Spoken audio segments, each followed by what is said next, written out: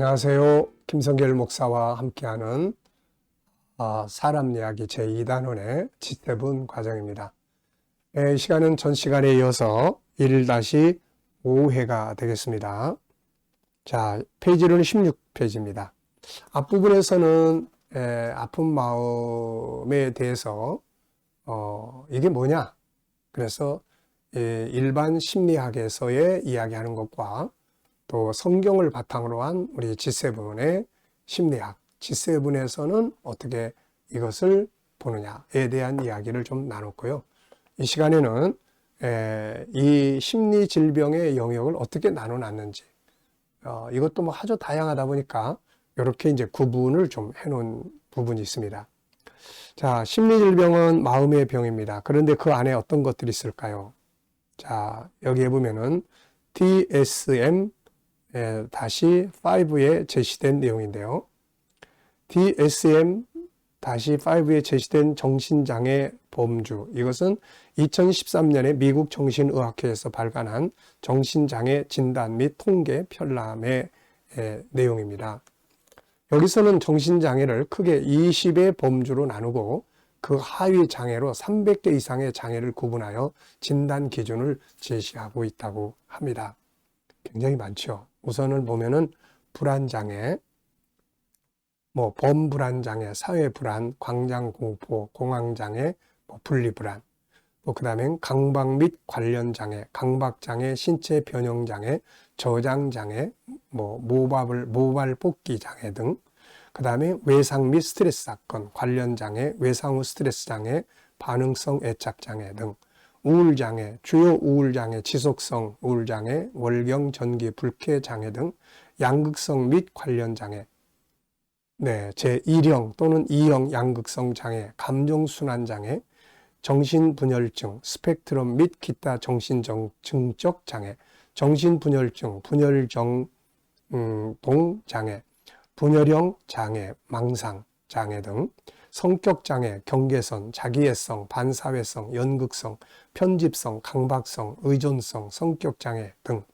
신체 증상 및 관련장애, 신체 증상장애, 질병불안장애, 전환장애 등, 해리장애, 해리성 정체감장애, 해리성 기억상실증 등, 급식 및 섭식장애, 신경성 식욕부전증, 신경성 폭식증, 폭식장애 등, 수면각성장애, 불면장애, 과다수면장애, 수면발작증, 수면이상증 등, 성기능장애, 남성 성욕감퇴, 발기장애, 조루증, 여성절정감 장애 등, 성도착장애, 관음장애, 노출장애, 성적 자학장애, 아동성애 장애, 성불편증, 아동성불편증, 청소년 및 성인 성불편증, 물질 관련 및 중독장애, 알코올 관련장애, 아편류 관련장애, 도박장애 등, 파괴적 충동, 통제 및 품행장애, 적대적 반항장애, 품행장애, 간헐적 폭발성 장애 등, 신경발달장애, 자폐 스펙트럼 장애, 주의력 결핍, 과잉행동장애, 의사소통장애, 배설장애, 유뇨증, 유분증, 신경인지장애, 주요 신경인지 장애, 경도 신경인지 장애, 선망 등, 기타 정신장애. 자, 이렇게 참 많은, 알고 보면은 신경적인 이 장애들, 그리고 마음의 장애들이 이렇게 많습니다. 자, 그러다 보니까 이게 참 우리 이 중에 웬만하면 우리도 다 이렇게 알고 보면은 일부분, 또 작은 영역이지만 성격장애, 이런 거 알고, 근데 이걸 장애라고 생각하는 사람 별로 없어요. 근데 저는 이제 상담하다 보니까 이 성격장애, 이게 큰 문제로 작동하고 있다는 것을 알게 됐어요. 그러니까는 항상 어떤 일을 부정적으로만 보는 그런 성격. 그럼 이 성격이 결국은 자기에게 부딪혀 있는 모든 일들이나 어떤 사건이나 인간관계를 부정적으로 다 해석을 합니다.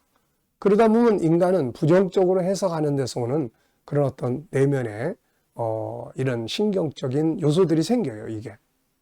우리 내면은 뇌에서부터 발생하는 그런 신경 조직의 현상들, 이런 것들이 전부 정보에 의해서 꿈틀대는 거거든요, 이게. 그러니까 부정적으로 보는 사람의 내면에서의 신경의 움직임이나 이런 게 다르고 그러다 보니까 이게 이제 우울한 감정을 형성하게 되고 이런 현상들이 만들어지는 거거든요. 그러니까 이 성격 장애, 이 상담한 사람들 중에 어떤 사람들은 그 어려서 가졌던 그 공주병, 자기밖에 모르는 이런 그 이기주의적인 성격, 이게 나중에 성장하면서 다른 사람들이 알아주지 않으니까 이게 나중에는 이게 그 심리적인 우울함이 생기게 되고 또 아주 그 병적 증세들이 발생을 하게 되고 이렇게 되는 경우들도 있는 걸 봤는데요. 그러니까 어쨌든 여기 보면 뭐 다양한 현상들이 많이 발생을 합니다. 이런 게 발생을 하게 되면은 그래서 어려서부터 우리가 건전하게 성장하고 올바르게 누군가가 살펴주고 체크해주고 그래서 이런 문제들이 발생을 하면 빨리빨리 해결을 해 나가도록 하는 것이 이게 아주 중요한 일이 되겠습니다. 자, 그래서 우리가 이런 부분들에 대해서 이제는 뭐 우리 부모들도 나는 뭐 심리학 전공을 안 해서 난 이런 거 잘 몰라. 우리가 그렇게만 생각을 할 일이 아니에요. 요즘에는 뭐 일반 사회 심리학도 쉽게 또 써놓은 책들도 많습니다. 그러니까 이런 거 한두 권씩 이렇게 읽어보고 또 뭐 우리 이제 G7에서 이 심리치료 여기에 대한 책들도 요게 1, 2, 3권이 있고요. 또 이것도 종합적으로 한 권 또 다루는 게 있고 그 다음에 또 뭐 어린이 심리 상담에 대한 것도 또 제가 아이들이 살펴봐야 될 그런 심리적인 12가지 내용들에 대한 이런 부분들도 또 만들어져 있고 그러니까요. 얼마든지 갖다가 조금만 읽어보면 쉽게 이해할 수 있어요. 그리고 특히 우리 기독교인들은 우리가 성경을 가지고 있잖아요. 그러니까 하나님의 말씀 안에서 하나님이 우리를 창조하신 이 창조의 원리를 우리는 다 알고 있어요. 그렇기 때문에 오히려 세상 사람들보다 사람의 심리를 더 잘 이해할 수 있습니다. 그래서 이런 부분들을 좀 성경 공부처럼 이렇게 조금만 공부하고 하면 얼마든지 자녀들의 내면도 이해하게 되고 그 부부가 같이 살아가면서도 상대방의 내면을 이해하게 되고 상대방의 내면을 이해하게 되면은 서로 좋은 소통이 이루어질 수가 있죠.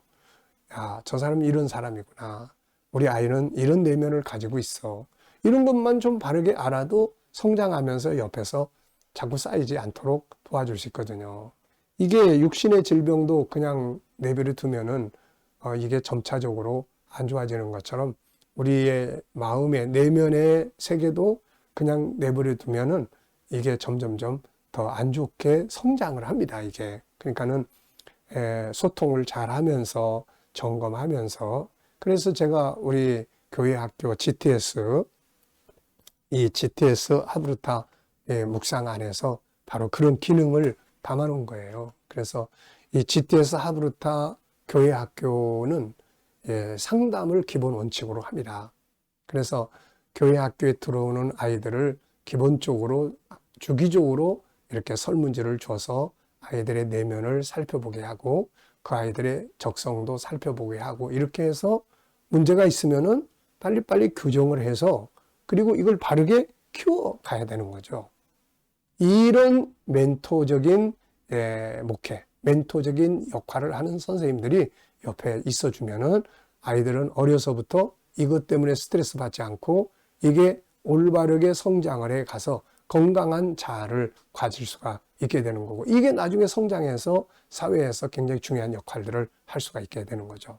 자, 이 시간에는 이렇게 참 심리 질병으로 분류해 놓은 영역이 이렇게 많다는 거. 이걸 놓고 보면은 거기에 해당 안 되는 사람 어디 있어? 다 일부. 맞아요. 심리 질병의 기본 이 배경은 누구나 다 가지고 있습니다.